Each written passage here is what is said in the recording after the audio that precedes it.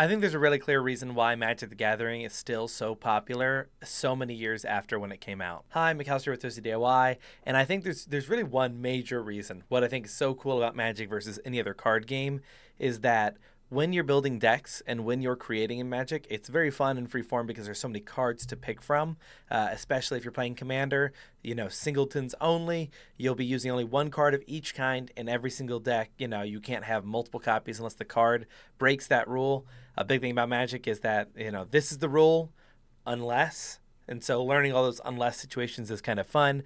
But the main reason why I think Magic is so fun for a card building format type of game is that if you can imagine a card, it probably exists in some format. As long as you've played maybe one to maybe 3 games of Commander. You played a little bit, you made a deck or bought a precon, you played, and you just generally get the language of a card, right? So you understand the rules. So you're past what is Magic. You're like, I know how to play Magic. I'm just not good at it. That's totally fine. That if you imagine a card, it probably exists. You're like, I wonder if I can bring a card out of my graveyard. That'd be really cool. I've never seen that done. You've played 1 to 3 games. You don't know all the different ways it can leave the graveyard. It exists. So you start looking up cards leave the graveyard and you find one, you think, oh my gosh, this is overpowered, and you begin to play with it. You jingle it around a little bit and have a lot of fun, and then you decide, okay, I've had my fun. Graveyards, they can come back. Did you know that? That's really cool. And you'll go play with your friend group, and someone will try to say, hey, does anyone know what madness is? And you're like, madness? Never heard of that mechanic. And you start to figure out from one person that guy always knows what madness is. So when you're in a pod of people playing Commander or you're playing 60 card, it can be really fun when someone plays a card with a keyword that you're intimately familiar with because you thought about it one day and said, that'd be really cool if it existed. It does exist. Let's play with it. Or someone plays a card with a keyword or this fact or way of playing or just a mechanic on this one single card. It may not be a keyword, it may just be an ability of the card that you've always thought, wouldn't that be cool if that existed? It does. I love something that lowers the cost of my spells. Boom, it exists. How many different formats does it exist? Millions. Sapphire Charm, I believe it is. The ones that just lower the cost for what it is. You have the different ways of like mana rocks for your particular color. There's all these different ways out there to flavor. And it's interesting because when you're thinking of, oh, well, I'd like to get this theme in my deck. I just want old men with hats. You can probably find cards that have old men with hats, enough to fill a deck.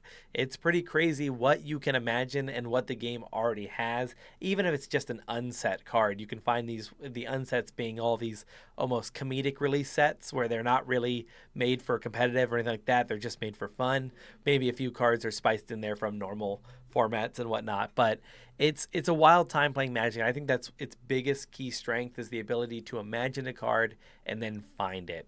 You may not find it in exactly the flavor you were looking for, but you will probably find it in some form thereof. So I think that's the biggest strength for it. And for you who are building decks for the first time or creating, commander thing, or just trying to add cards into your precon, when you think, oh, wow, my commander makes tokens, it's really cool. I wish there was a card that just made more tokens. They exist. So many of them exist. There's so many ways to do that. Your most expensive one will almost always be the best version that's ever been printed. Anointed Procession, for instance. That's going to be the best version of it. For green, you've got things like, man, I love putting counters on things. I wish there was a way to get more. Hardened Scales, Doubling Season. You'll start to see these cards appear over and over again.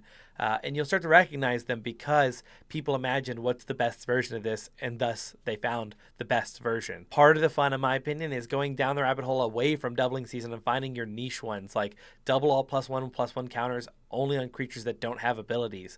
And then you get to think of all the fun things you can do with that. So if you're somebody playing the game and you find it interesting and you want to find specific cards, I just argue that don't look for the card.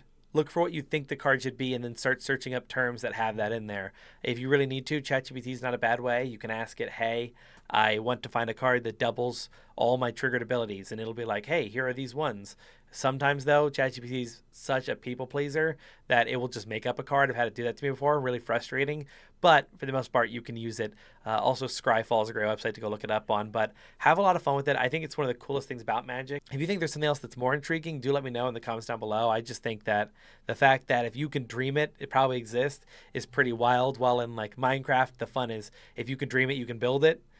In Magic, it's like if you can dream it, you can play it. More than likely, there's some way to support that, even if it's not optimal.